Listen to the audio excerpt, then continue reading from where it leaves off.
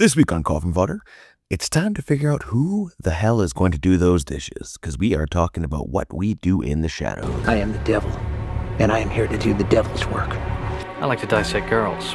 This is God. We have such sights to show you. Look at me, Damien. It's all for you. When there's no more room in hell, the dead will walk here. I see dead red. Even in hell. Oh, yes. Oh, no tears, please. They're here. Here's Johnny. Hello and welcome to episode 34 of Coffin Fodder. I am your fancy boy host, Mr. Mike Warby, and I am joined by a man doomed to argue with his vampire roommate for eternity, Mr. Kyle Mickelpearl. Fair enough. And of course, the guy desperately waiting for the day he bursts into flames, Mr. Brady Silger. Hello. And today we are talking the Taika Waititi and Jermaine Clement movie, What We Do in the Shadows. Sex. Bit of a mockumentary. It is, yeah. A mockumentary of vampire friends. It is really funny, and since we're on that subject, I gotta break down the story of how this movie came to be, as I understand it. So my understanding is that Taika Waititi and Jermaine Clement used to joke about Interview with the Vampire, Oh, yeah. like because Lestat and Louis are roommates, right? Basically, Yeah. Basically, the genesis of this movie, as I understand it, is it started as a comedy bit based on the fact that I think it was Taika Waititi who said that he's like, so Louis and Lestat are living in this fucking apartment together. Who the hell's doing the dishes? Right. He's like, it's definitely not fucking Lestat. No, because he's too much of a rock star. Yeah. So and then hence why the main character is basically Louis. Yeah. From Interview with the Vampire, like a prissy vampire trying to get his roommates to do chores. As soon as you said that, I'm like, I can actually see a lot of that in the movie. Even just the way they dress, they borrow so much from the same vampire themes as Interview with a Vampire. Yeah. Yeah. And yeah, no, of course there's references to other, like Vladislav would obviously be Dracula. Yeah. And then Deacon is a reference to Deacon Frost from Blade. And Yeah. Oh, I didn't even think of that. Yeah, sweet. Or it seems to be. That's I think they took the name from it. Also, a bad boy with the cool attitude. Yeah. Always dresses the cool. Yeah, I'm pretty sure he's Deacon Frost. I think that's what he's meant to be. So yeah, What We Do in the Shadows, in case our illusions haven't cleared that up, is a film about 4 vampires that live together in a house, and eventually a 5th vampire. Right? There's 5 though, with the young guy who comes The in. young guy, they had the one. Yep. Yeah. And unfortunately, there will only be 4 soon. Yeah. One of those, kerpoof. Yeah. One of them's going to have a bad time. Was he 8,700 years old? And they said 8,000. Oh my God. And by the way, his teeth, 30 days a night immediately. Yeah, exactly. As soon as I saw them, I was like, oh my God, how does this keep happening? I thought they were less Nosferatu, which he was supposed to be, like making a fun of Nosferatu. But his teeth were exactly like the fucking 30 Day vampire. I imagine that might have been, because that would be public domain. I don't know why they decided to change it. Just to make him look a little bit different, because Just to fuck it up. Nosferatu has rat teeth. Yeah, that's right. In both of the previous versions, he has rat teeth. I don't think he had them in the new one. And I'm trying to remember his fucking teeth in the new one. I feel like Maybe you can't see because of that mustache. it's probably the mustache that does it. I thought they were more jagged as well. I think so, yeah. Yeah. I thought he just sucked people's blood through his mustache. Well, give him a mustache ride. Sunk a lot of things through a lot of things. But yeah, his teeth were cool. I think they just fucked around just to give him a different look. Yeah. Yeah. He's supposed to be a little silly looking, but he's also supposed to be super old, I guess. Yeah, all look a little silly with their blouses. No offense to anyone that wears blouses. I like their get-ups. I really like Vladislav's outfits. Oh, yeah. Those are baller. Yeah, I think they're trying to do also a Lestat thing with him too. Yeah. Like a crossover between Lestat and Dracula. Yeah. Because his outfits are very flamboyant rock star kind of outfits. Exactly. Yeah. Exactly. Like leather pants. Yep, leather pants. Yep. Frilly red shirt. That's the one. He had a sick red shirt on at one point. I was like, damn, I love that. It looks badass. I love right off the bat how it starts though. It's like the movie boots up with everyone's most dreaded moment, waking up to go to work. Yeah, I also like that he checks for the sunlight. I feel like that's what I do. I'm like, is the fucking sun out yet? The true, the true fucking, the true horror of life going to work every day. Yeah. But yeah, I thought it's so what a funny way to start the movie. Him opening his coffin and reaching out to turn off The alarm. Yeah. Even just him slowly like ascending from the coffin, he kind of gets stuck halfway and just keeps going. Then he stretches like he could have just got up and got out of the coffin. Right. He had to do the dramatic vampire thing, which is There's a lot of that through the whole movie, and I love that they play like, because a lot of the effects are, you can tell like they're just string stuff a lot of the time when they're doing falling, but they do it as such a great homage to the old vampire movie. Yeah, and also like it's hilarious because everything, it's always looks stupid in some way, shape. super cheesy on purpose. Yeah, there's a couple of CG effects they use. Even when they do that, it looks deliberately stupid. Like when Vladislav turned into the cat. Yeah. oh, he can't get He can never get his face right, so it just looks like It's all fucked it up. looks like you mapped his face across a cat. Yeah. And then they just stretched it out. It's stretched. Yes. One give you one. They're chasing. What's the young vampire's name? Nick. Nick. Yeah. They're chasing him and they're flying together. Like they're like hovering together. There's all Two. When they're chasing around the house, yeah, that's the one that I was actually thinking of as I was just saying what I had just said, is that scene down the hallway when they're all flying. It's so fun. Like, it's awesome, but it's cheesy as shit. Oh yeah. The effects look bad for extra humor. But that's like, I appreciate that so much because they made it work, they made it look good, they made it look funny, and made it look shitty, and all on purpose. And it, like, that takes talent, man, to make something work perfectly well but make it look shitty at the same time. It's like going an extra step further. It's like an extra layer on the effects. I appreciate the extra effort. There's one effect that when Nick runs into the one bedroom and he's got a backpack on and Deacon's hand just comes out of the backpack thing, well, the crawls out of the backpack. I was like, you could tell how they did that, but I was like, holy shit, this is like next level. Like, Yeah, they use their vampire magic for some really stupid shit in this movie. Yeah. I think is pretty funny. I love it. Especially because, you know, roommates pranking each other is like a tale as old as time, right? They're doing it with their sweet vampire powers. Like later when he's trying to make Nick think that he's eating worms. That's the Oh my god. And he's like, no, it has to look like it has to look like the thing. It has to be like noodles or something. It's like, maybe get into worms and noodles. It's like, well, now he already knows. Yes, Diana gonna be fine. Which, to be clear, this movie's a horror comedy. If nobody knew, I don't know how far we got in introduced. I've already checked out. I would think most people know this. Yeah. And especially since the TV show has been around for like 6 or 7 years. Yeah, this is, what year was this? 2014. 14? Yeah, so it's older. It was well received, right? It did well. Obviously, it spun a TV show off. And I mean, these guys are huge. Like, This is basically the movie that put Taika Waititi on the map. yeah, oh, really? Is it? Because after this, he did Jojo Rabbit, I believe, was his follow-up to this. And then he made an appearance in, didn't he do one of the Avengers movies? Yes, then they put him into the MCU. Yeah, he did 2 Thor movies back. That's all right. yeah, Ragnarok and Love and Thunder or whatever. I thought someone else did Love and Thunder. See, I think he only did Ragnarok. oh, maybe. That could be true. I found I only follow them, and I don't give a shit about them, but I did watch Thor Ragnarok, and it was pretty fucking good. Yeah, mostly because it was hilarious. And also the Hall, like it's like World War Hall. Right, yeah. Yeah, speaking of the floating, though, I love when they go to fight. Like when he's telling him to do his dishes or whatever, Yeah. and they get their hackles up and they both. It's sort of limiting. Yeah. The show does that a ton too, constantly, and it always makes me giggle. That's so stupid. Yeah, it's so dumb, but It's like 2 dogs trying to like bark each other into submission. Is what is like the vibe it gives off. Like it's really. yeah, I've always thought it's more like Cats versus Cats are the vampires. The dogs got later because of the werewolves. That makes it's the way they get into it. It makes me think exactly like a cat and dog fight. It's fucking priceless. So yeah, I mean, I guess the start of the movie is them basically. It's just the breakdown of who the characters are. We didn't really mention Jermaine Clement is Vladislav, Taika Waititi is Viago, the Louis sort of vampire, and we have Johnny Brew probably. Okay, so Johnny Brew as Deacon. you sound like you know him as well as I do. I don't know anyone in this movie except for the first 2 people. Yep. I know Taika Waititi and Jermaine Clement, but I don't know the rest. Wasn't Jermaine Clement in Flight of the Conchords? He indeed was.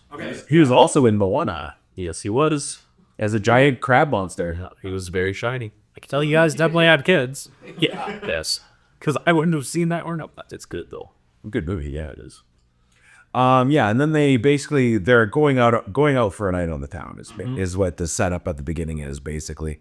And it shows has lots of stupid vampire humor, like showing that they can't see what they look like in the mirror with their clothes. Yeah. So they have a gag. I think it's Vladislav draws pictures of them. That's right. In their clothes, so they can see what they look like. That's right. And he's not even a good artist. Yeah, it just looks like shit. There's one where Vladislav is Deacon, and when they're showing Vlad's outfit to him, they got like a stick mannequin in the clothes, and they dip the hat. That's what I like. They're like prancing around the outfit to see how it looks. Yeah, oh, it's gonna look good at the club. Dip the hat, my lady. Oh my god, and that reminds me of the a ghost has a cup of coffee. Yeah, that's that too. Playing in the mirror that he can't see him. Yeah. Good stuff. Classic. So stupid. Anyway, yeah, then they head out for their night on the town, and that we're going to travel vampire style. And then it cuts them sitting on a bus. Right. Yes. So many good gags. Yeah, There's a ton of them. and especially for how short it is. Like this is An hour. hour 25. Yeah, that's right. Yeah. It's an in and out. Yeah, you get a lot of laughs in that brief space of time. It is well paced for that, isn't it? It's almost like a sketch, right? Sketch comedy show in a sense, because it's everything they're doing. It sounds stupid when you say it out loud, but everything they're doing is a different scene in the movie. But it's like, I guess each scene seems like it's its own sketch of what vampires would do in this situation. Yes. You can totally just see Jermaine Clement and Taika Waititi sitting in a room together. Yeah. Just thinking of as many stupid vampires dying. What would they do if they went to a bar? What would they do if they went and got groceries? Yeah, like that's exactly what it is. Yeah, it works out pretty good. We skipped over when they're introducing Peter and Taika Waititi, Viago. Viago's character is like bagging up a chicken and going to like, Peter, we're having a what was it? He's like, you don't have to come, but I just wanted to inform you. He's 8,000 years old. We try not to bother him too much. It'd be nice if you could sweep up the skeletons. I'll bring your broom down for the skeletons. Oh man, yeah, and of course, yeah, Peter's not going out. He's just gonna hang out in the coffin downstairs. Peter. But while they're on their way to the club, they meet a lot of other vampires. And my favorite are the two little girls. Yeah. Where they're like, yes, if you become a vampire at a certain age, you stay that age forever. And then he's like, hello, girls, off to kill some perverts. Yeah. We're meeting a pedophile. Yeah. We're meeting a pedophile. I just, of course, anybody, as we pointed out in a couple other movies, the idea of pedophiles getting their shit stomped in is always a great time. Like Dr. Sleep, for instance. That's what you're talking about. Yeah, it's perfect. So my best friends are pedophile. Which is a callback to the Brain Dead episode. Yeah, that was a callback. Note. Asterisk. Anyway, yeah, so they get to the club. What sort of misadventures? It's mostly Nick being a fucking dork. Hey, I'm a vampire. To everybody, yeah, I'm a vampire. That's what I would do if I. You ever seen Twilight? I'm the main guy. He tells everyone, and they're like, you have to stop telling people. How many people did you tell? And he's like, just a couple. And it does the super cut of him telling like 30 people in a row. One of them was a vampire hunter. Right, and that's how They didn't believe him. that leads into, of course, how Peter eventually dies. That's how Peter goes kerpoof. Yeah. I like when Nick's at the grocery store with the Deacon, and he's saying to the guy, "Oh, I'm a vampire. I can transform everything." He's like, "You can really I can transform too." Like actually transforms as like a demonic would. And he says he's pissy about it too. Don't tell people you can transform if you can't transform. Yeah, or something. He gives them shit before you. Yes. Oh, there's another one. It's the pronunciation of spaghetti. It killed me. Paschetti. Don't you remember? It's paschetti. Eater paschetti. Yeah, and I guess that's we after the club stuff, we kind of just get back into more of their slice of life stuff, right? And we meet the familiar. Is her name Warrior Jackie? Jackie. It's Jackie. Yes. Yeah, Jackie. We meet the Vladislav's familiar, Jackie. Yeah. No, it's Deacon's. Oh, it's Deacon's? It's Deacon's familiar. Because she promised him that she would turn him into a vampire, or turn her into a vampire after a certain amount of time, which they never do to do, which is awesome. I also love him trying to get people to see him through the window, and the guy's not seeing him, so he's knocks on the window to try and get his attention. And the guy looks over, he's like, yes. Yeah. They can only be affected if they can see me. He doesn't just bang on them. Yeah, you're like, so that leads, there's like, I don't know if they were deliberately doing an American Psycho thing with this one, but the scene where he's trying to lay out the newspaper when he's going to eat that chicken. Yeah. Laying out the newspaper on the ground, and then of course he bites the bee, he has to burn it. The blood's just shooting everywhere. All over the fucking place. He explains. And he tries to catch it in his mouth, fucking like a drinking fountain. I think they use that gag again in the show. I believe there's a part in the TV. Yeah, they do. They do in the show. Yeah, and it's like they cork it's like corking a fucking keg or something. They tap into it and it just shoots out of the guys. Yeah. There's an early joke Viago makes at the beginning when he's having the flatmate meeting. He goes, "Can you guys throw a couple newspapers down, some towels to clean up the blood? I'm tired of cleaning up all the blood." Yeah. And then he makes all the mess with the blood sire. See, that's why it's so funny. Yeah, you see him trying to put the newspaper. It reminded me so much of that scene in American Psycho where he kills Paul Allen, because he's literally laying out the stuff on the ground too, and he's like, "What are you doing, man? You got a dog? You got a little chow?" Jared Leto's best performance. Yeah, I'll agree. Yeah, Jared Leto as an obnoxious drunk fucking loser Gets fucking axed. perfect. Yeah. At one point, they're talking about virgins. They're bringing virgins to eat or some shit. Right? Oh, yeah. God, and they're not as And later on, they're one of their friends. They find, is it Nick's friend who they never turn into a vampire? Stu. They just love Stu. He's just a weird dude. And he's showing them stuff on the internet. I love when they're giving him shit after Peter dies, and then they do the shame. Right, the shaming. Yeah, the penance of shame or something. And yeah, Their worst punishments. Yeah, and it's just them walking around in a circle, pointing their fingers and saying shame. It's enough for me, man. That would send me to the bad time jail. And then they send him off, and they make sure to be like, "Bye, Stu." yours is welcome back. Yeah, bye, Stu. You are banished for however many weeks or months, they say, and then it's like, "Bye, Stu. You can come back anytime." It's funny. Stu does come back and like show them shit. And Yeah, because he's at one point. I don't know if it's after that, but he's showing them the internet. Yeah, he's got a computer, and he's like, I think they say something like, is there virgins on there? And he's like, yeah, here, just go to this. I know that. Don't think those are virgins. They're dealing that. Yeah. And then, there's another funny gag in that scene where I think one of the guys is asking, like, can you Google this chick I met like 500 years ago? Yeah. As if there'll be a picture of her online or whatever. Yeah.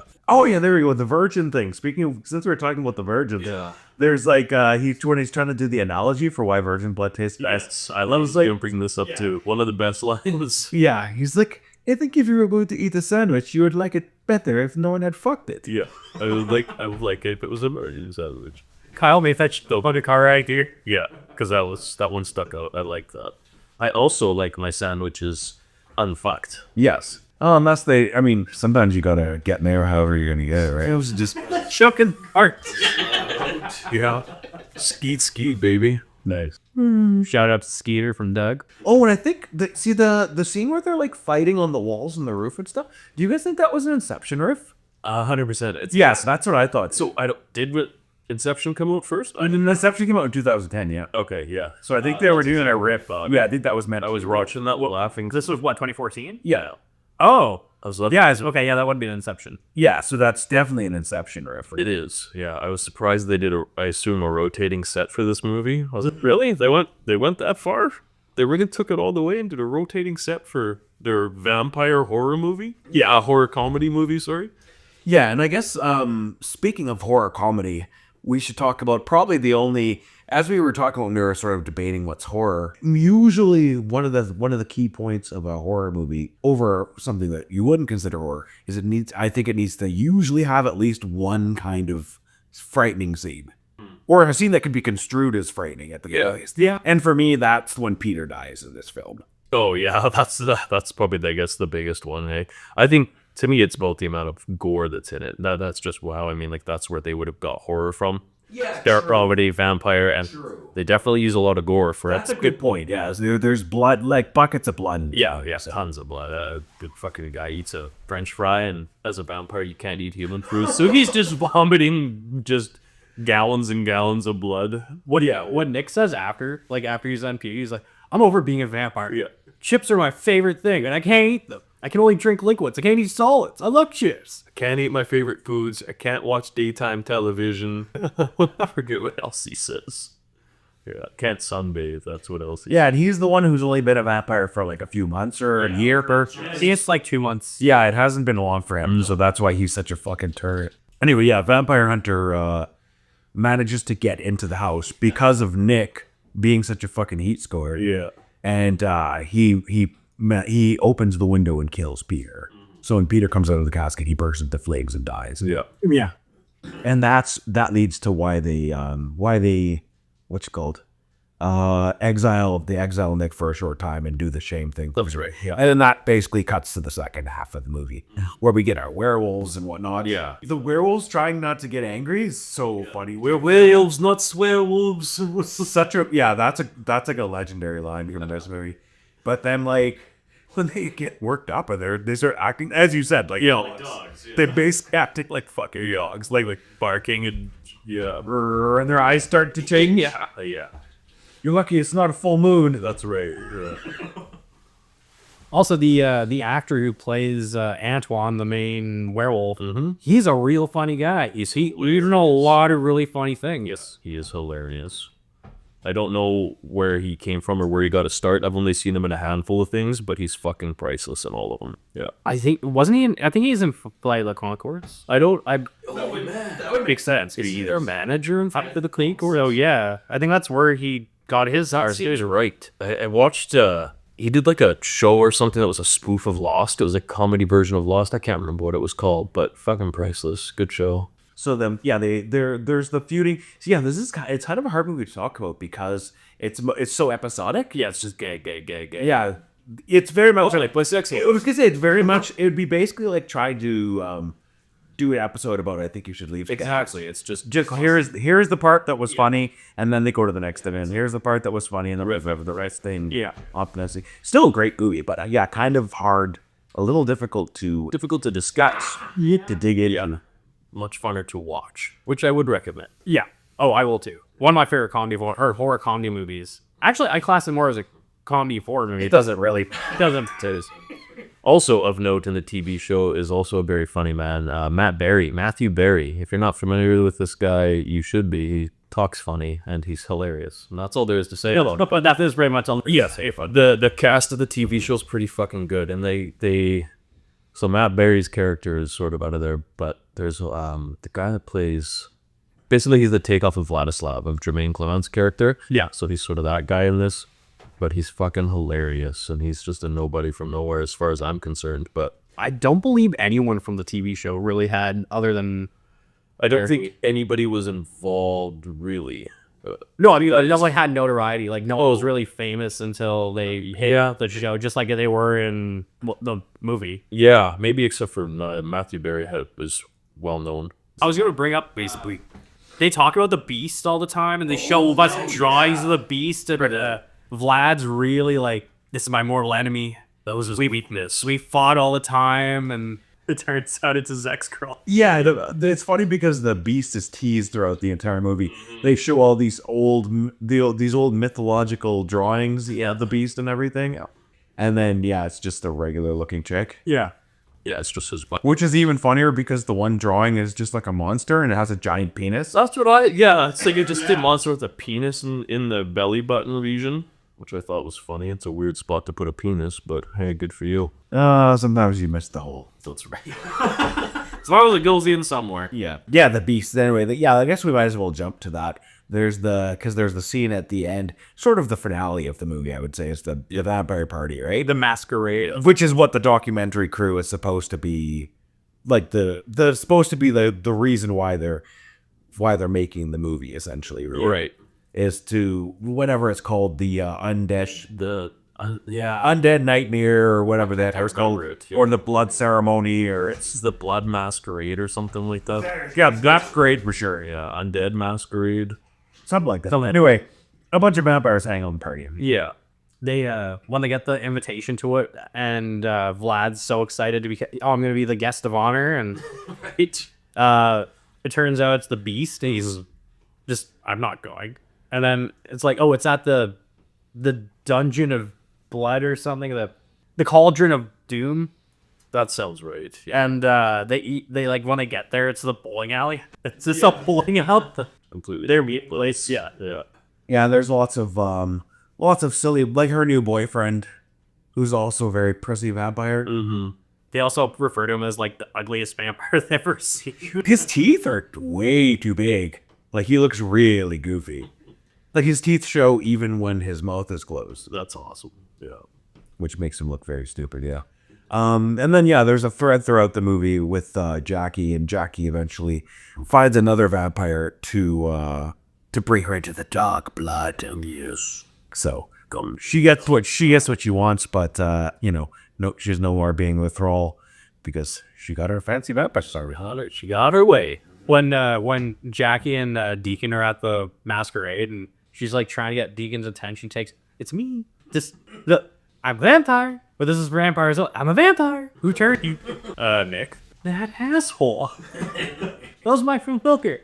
You don't shit where you eat. And then, yeah, the other thread that they're kind of setting up throughout the movie is Viago's obsession with the girl he liked from like 100 years ago. Yeah. Who's still alive? Who's still alive? Yeah, I guess probably more like 80 years ago. So she's pretty old. Yeah. So I mean, yeah, it doesn't really. At one point, doesn't he print out like a 1940s picture of her or something? Puts it up in his coffin. Yeah. Closes it and jerks off. Fucking spanking it in the coffin. Yeah. Even vampires must satisfy themselves. And that makes me think that because they're vampires in their physiology, that when he comes blood. Yes, he's Cannibal Corpse shoots blood. But yeah, that leads to, I think, probably one of my favorite jokes in the movie, where he you see him watching her throughout the movie, but at the end they get together. Yeah. And then so he's with this old lady, but he's older than her, so he's like, they call me Cradle Snatcher. There's so many really funny jokes in this movie, and some of them were so subtle that, like, if you're not paying attention to the movie, which you should, you won't catch. But like, It's that very deliberate, dry humor. They don't put a hat on the jokes. yeah, And that's, I think I'm a dry humor guy, and so I love that. I love the deadpan, the dry humor, the dark humor. It's fucking hilarious. love British humor, so I get the dry humor stuff. Yeah. I'm a fan of that. There's a really funny bit when Viago, Vlad are kind of bantering back and forth at the before they go to the masquerade, because Vlad looks really old and like decrepit. Yeah. Yeah. And because I say we got red blood as him long. Yeah. And don't come to the party if you don't want to. Sulk on your computer. He goes, I'm trying to auction or buy something on an auction. And it's just like a random desk. He's still betting, like, if you look at the numbers, it's like $10,000 because he this good. Yeah. Because they don't know the internet yet, which is a really funny bit, but like it's a bit that they don't really show every little inch of it. No, they do a lot of mileage out of it, though. Yeah. And then they're at the masquerade, and a mysterious man in a fur coat and crazy looking masquerade mask walks in and challenges the Beast, and it's Vlad. Yeah. And that's the funniest thing to me. It's like, just, he goes from being decrepit, so he definitely went out, killed a bunch of people. Yeah. Wouldn't drain Yeah. Took out his rage against the Beast. I mean, basically that takes us to the end of the movie. It kind of leaves them right where they were. Right. Looking. It's basically like a Seinfeld kind of ending. It's very much like a day in the life. Always the characters are the same as they were. Nobody learned anything. Nope. Nothing had changed. We're definitely missing. So the crew walk past the werewolves as they're locking themselves up against the trees, because it's a full moon and they're gonna transform at any point. Yeah. And Stu disemboweled. And they're all freaking out. Stu! And Vic's really sad because that's his best friend. Mm-hmm. And then it cuts to at later, and Nick's at the doors. I got a surprise for you. No, they made him a werewolf. They turned Stu into a werewolf. Yeah. And the werewolves all come in and party with him. And Vlad's like, I like these guys, but all I can smell is werewolf. It smells like piss in here. Yeah. You can see him standing outside the window having a conversation with one of the werewolves. I don't know. This movie is probably one of my favorite comedy movies of all time. It is funny. It is. It's pretty fantastic. I think this is probably the 4th time I've seen it. Yeah. And still makes me laugh. It's priceless. Yeah. It's good. And that's like me sitting in a room by myself laughing. Just yeah. So you're more tempted to laugh when other people are around, but very true. If something that makes you laugh, like you've seen it multiple times, that makes you laugh sitting by yourself still, That's how you know it's funny. that's how you know it's really funny. Yeah. Agree to agree. Nifty. All right. Well, yeah, okay, cool. I'm going to go to, let's go with Mr. Mickelbar here. Memory. This is your first time, correct? This is my first time. I am something of a virgin myself. Yeah, funny movie. This is the first time I'd watched it. I'd watched the show first, but I only watched the show because I'd heard how good the movie was. That's just sort of how it worked out. I feel like the comedy is so similar between both that watching the movie felt like just watching the show again, which is a good thing because it's hilarious. So if you like this and you wish you had more of it, good news. There is more of it, if you didn't know. It's literally called the exact same thing. Title's the same. It's just What We Do in the Shadows. It's fucking hilarious, so check that out too. But good movie. Big fan. It's a really fun, popcorn. Yeah, it's an easy watch. There's not really much you have to consider. It's mostly just, SNL gags. A bunch of SNL gags stitched together. It really But SNL was still funny. Yeah. It was good. Yeah, it really is. And we do so much dark shit on this show and thinking shit that it's nice to sometimes just do something like this, which is still a horror movie. It definitely is. It Just counts. slices fluffy one. Yeah, it's just a fun one. Yeah. Well, we did go through a big spiel of fucking terrifying movies to The Blob, which was a really fun but grotesque movie. Yeah. To this, I guess. Which is nice because I think where we're going next is a lot less fun and light. Yeah, it could be the case. But yeah, overall, great movie. I think I could watch it. This is one of those movies that I could, as I mentioned with some other movies, this is a movie I could sit down and watch with anybody. Yeah. Like if I was on a date or friends wanted to watch a movie or whatever, you're drinking, whenever, throw something on. Easy entry. This is a great, because you don't really have to follow it even. You could It was just a series of silly incidents involving these characters. We're not going to be lost. No, you could just put it on. Yeah. Yeah, especially if you're not a horror fan. Like this is the movie that even though it has horror elements, A good gateway horror. it's a really funny. It's like For the weak babies out here, you gotta have a gateway horror. Yeah, Brady, did you have anything you wanted to add at the end there? not really. This is, like I said, one of my favorite horror comedies of all. Probably one of my favorite comedies of all time. Yeah, that's putting it up there because I love a lot of really stupid comedies. Well, I checked my letterbox when I went to re-review it, and I had previously given it 5 stars, so I was 8. Yeah, I think I've been having a pretty good time with this movie for a lot of years now. You're not a 5-star kind of guy. You don't just get 5 stars from Mike for nothing. You gotta earn that shit. And this time I gave it a 4, but that's because my mood wasn't as jolly that evening. So, but still, 4 stars, 5 stars. Who gives a shit? Yeah, it's good. Somewhere between an 8 out of 10 and a 10 out of 10 is a pretty good place to be, I say. Yeah. No, Brady was on a good roll. Next time it's gonna be another bad Milo situation. But anyway, so I guess that basically takes us to the end of our What We Do in the Shadows talk. And now it's over to me, to set up our next movie. Yeah, as Kyle may have delightfully hinted at, it's going to be a really bad time. So this is going to be probably the hardest whiplash we've had on this podcast. Because we're talking about the 2008 French Extreme movie, Martyrs. The 2008 one? Yeah. Oh, no. Are you serious? I'm just kidding. Oh! I was like, I thought that was very clear in the chat. Yes. Because, the reason is because Pascal Loge, he did an American remake of his own movie. Is that what it is? Yeah. Oh! It's like one of those dumb things. Like, I think Eli Roth did that with Cat and Vera, too. He remade his own movie. It's stupid. And Michael Haneke did it with Funny Games also. Yeah. also, the remake of Funny Games is a lot better than the original. Yeah, I feel. I like Funny Games. It's actually on my list. Anyway, until next week when we're talking about probably the worst time anyone's ever going to have in a horror movie ever, potentially. We will see you in 7 days. And until then, Keep your eyes open. and we're out of here.